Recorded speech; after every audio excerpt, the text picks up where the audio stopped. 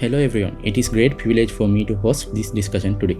Today, through this discussion, we try to get an expert opinion on the impacts of COVID-19 on travel sector and strategies for revival. So, please let me welcome Mr. Nalin Jayasundara, the Managing Director of 8 Expense Travels Private Limited. Sir, tourism industry is the one of the badly affected industry in the world as of now. We witness our source market are badly hurt and the tourism suppliers are also badly suffering due to the COVID-19 outbreak. According to the annual report of Sri Lanka Tourism Development Authority 2018, India, China, United Kingdom, United States America, Germany, Russia and France are among the top 10 source market to Sri Lanka.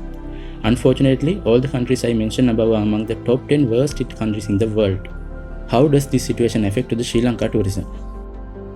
As we all know, this situation has affected us very negatively because some of our top source markets have got affected. So the entire tourism industry, without exception, all over the world, has got affected, not only in Sri Lanka. Now, on previous occasions, now if you take the Easter attack as an example, during that period, we had to recover and we had to ensure that there was security. And over a period of time, we were able to give that assurance to the tour operators and to our customers. But in this case, it's different, as we all know, because our source markets as well as Sri Lanka as a destination has got affected. So the entire tourism industry has got affected in a very negative manner. We can also forecast a major decline of tourism arrival to Sri Lanka from Europe and America during the upcoming summer and winter seasons. And we cannot still confidently say anything about the India. With these complexities, should we pay attention on new source market to Sri Lanka? If yes, which countries should we look at? Actually, this is not the time to look for new source markets. Now, even if other countries, some countries in the world, if they get it under control, right, we have to see whether those countries have the buying power, the purchasing power. Then, of course, we have to see whether there is air accessibility from those countries. Then we have to see whether the product that we offer is suitable for those markets. So we have to take into consideration many factors and then look at source markets that we can target. But if you take countries like China, which generates the third highest arrivals to Sri Lanka, is getting the situation under control to a great extent. Then if you look at countries like Australia, again, a market that is in the top 10, we have an opportunity. Then we can also look at countries like Korea, Taiwan, Hong Kong. Hong Kong, of course, now there are some problems in Hong Kong, but these markets, we have been able to get some numbers over a period of time.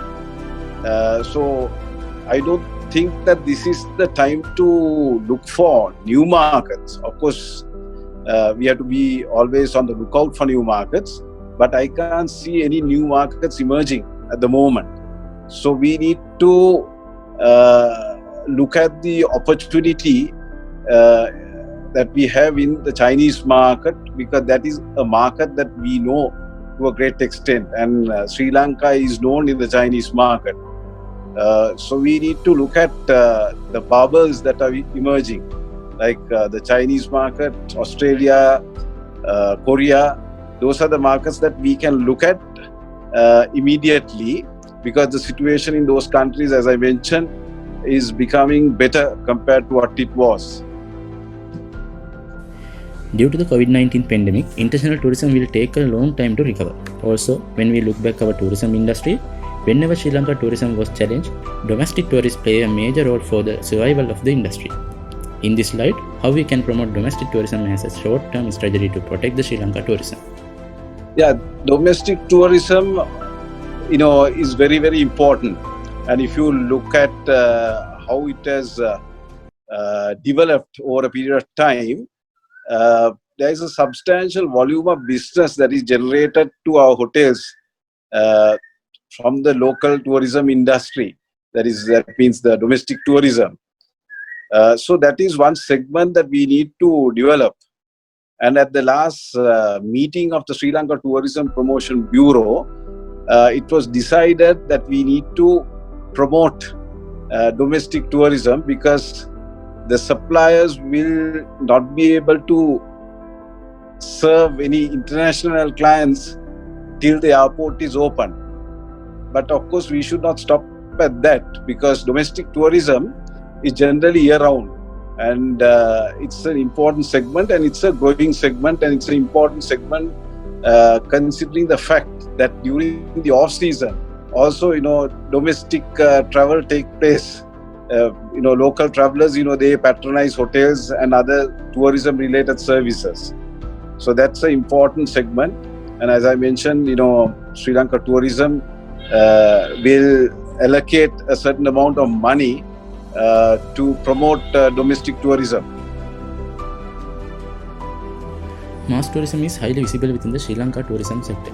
With the outbreak of COVID-19 epidemic, it is very important to maintain the social distance even after relaxing the travel restrictions. Under these circumstances, how we can forecast the revival of mass tourism, including charter flights, cruise ships, and etc. Or will the tourism demand alternative tourism instead of mass tourism? Actually, it's a segment, because mass tourism means, people who really look for value for money. So it is not easy to, replace mass tourism with another segment, because there are certain hotels, then of course tourism suppliers who cater to that segment as well. So it is not easy to, replace that segment, because that generates a large volume of, business, as well as the income to the tourism suppliers. So that is one of the segments that has to be there. It cannot be replaced easily. Tourism is a major contributor to Sri Lanka economy, especially by providing employment opportunities. As of now, there are around 400,000 direct and indirect employees within the sector. Also, the present virus outbreak has led the tourism-related company into an unpredicted period of zero income. So, what shall we do with our labor force employed in the travel trade? Of course, we have a large number of people who depend on tourism and who are employed directly in the tourism related services or businesses. I think this is a good time to train them and of course motivate them. That is also essential. Then in the short and the mid term, it is necessary for the government also to assist them and assist the institutions or organizations that has employed them. So it is important to look at paying their basic salaries. Government should come in at this point and help the tourism industry. Otherwise, there will be a lot of unemployment, which is not very good, and we need to keep the people who are employed in the tourism industry, because this pandemic is not going to last forever. As you would have observed, a lot of countries are opening up gradually, and Sri Lanka too will open up, and they have a plan to recommence operations by August, to open the airport and recommence operations. So we have to keep the employees going till at least for the next 3 to 6 months, and then of course we have to hope that it will pick up once again. So this will be a good time to train them, and of course it might be necessary to do some counseling and encourage them.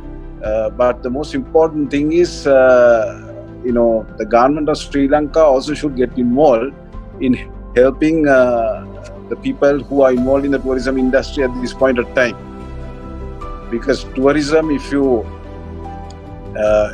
analyze it, has brought income over a period of time to the country, and the last year, 2018, it went up to 4.3 billion US dollars. So that's a substantial amount. And of course, tourism-related taxes have been collected by the government. And at this juncture, it is necessary for some support in the short term for people to survive till the industry revives. The large-scale tour operators and destination management centers will survive with their strong financial background. However, small and medium-scale travel agencies are already badly affected, and we see they are laying off their employees without being able to generate the business. So, finally, as a veteran in the travel sector, what advices would you give to the small and medium sector travel agencies for their survival? This issue has actually affected everybody who is in the tourism industry, not only the small and medium. I think they have been affected, no doubt. They have been really affected. And if you go back to 2019, we had the East attack, and we were in the process of recovering towards the end of 2019. Then beginning of 2020, we thought that it will come back to normal, but this pandemic was spreading all over, and still it's spreading. So it has been a double blow for the tourism industry in Sri Lanka. So it is not easy to survive. As I mentioned earlier, this is the time that the government should get involved in helping the small and medium scale tour operators mainly, as well as the others as well, because just because you're big, that does not mean that it is not affecting, because when it comes to overheads and all that, for a big DMC or big hotel, it is as difficult. So I think irrespective of the size, everybody has got affected this time. Then what is important is, if you look at the tourism industry, it's a very sensitive industry. Anything that happens, anything negative that happens in the world affects the tourism industry. So it is also important during the good times to put aside a certain amount of money to be used when things are not so good. And the frequency of negative things happening has increased, and especially if you look at the history. If you take from 2000, say 2001, we had the airport attack, then we had the tsunami, then up to about 2009 we had the war, then we had the East attack, then now this pandemic. So very often something negative happens. So during the good period, average say 4 to 5 years, right, if something happens, so we need to allocate a certain amount of money or keep aside a certain amount to use during an emergency. So that is a must, whether we like it or not. I think we need to do that. But of course, now the immediate issue is how people can survive these few months, till tourism comes back. So I think the government will have to step in here and give some relief to all the stakeholders in tourism who have got affected. Of course, the task of the government is also not very easy, because they don't have plenty of money, so they have to manage, because all the other industries also have got affected. But the tourism industry, compared to other industries, the negative effect has been more. So we need to be careful with what we spend during good times, and we need to handle this issue that is there at the moment. For that, we need the support of the government. Otherwise, most of these DMCs and of course the hoteliers and other service providers in the industry will not be there. And I think this pandemic has killed quite a number of people all over the world. But at the same time, I think it will kill a lot of people economically, and they will find it difficult to survive and restart their businesses. And at this juncture, it's important for the authorities to step in and give some help. Helping hand is absolutely essential. It was very thought-provoking discussion, ladies and gentlemen. We thank Mr. Nalin Jayasundara for joining with us today and sharing expertise opinion on the travel sector. Thank you, sir. Thank you.